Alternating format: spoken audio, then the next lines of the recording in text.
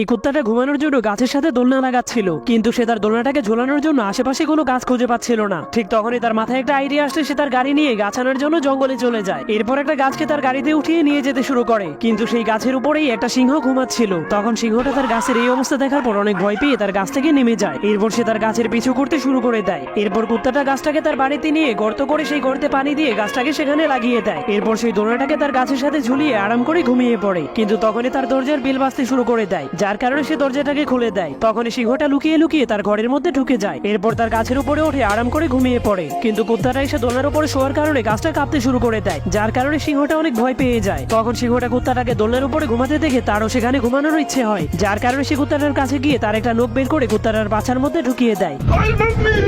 এরপর কুত্তাটাকে নিয়ে ছাদের উপর থেকে নিচে ফেলে দেয়।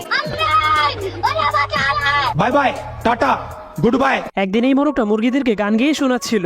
হায় হায় হয়ে হয়ে, হায় হায় হয়ে হয়ে, হায় হায় হয়ে হয়ে। তখন তার গান শুনে সবগুলো মুরগি নেচে নেচে ডিম পাড়তে শুরু করে দেয়। কিন্তু তখনই একটা শকুন সেখানে মুরগি চুরি করার জন্য চলে আসে, কিন্তু সে এতগুলো মুরগিকে নাচতে দেখে তার মুখে পানি চলে আসে। এরপর শকুনটা তার গাড়িকে একটা বিউটি পার্লার বানিয়ে দেয়। এরপর পার্লারের মধ্যে ঢুকে মেয়েদের মেকআপ করে মেয়ে সেজে সেই মোরগটাকে পটানোর জন্য চলে যায়। কিন্তু মোরগটা তাকে দেখার পরেই তার উপর গ্রাস খেয়ে যায়।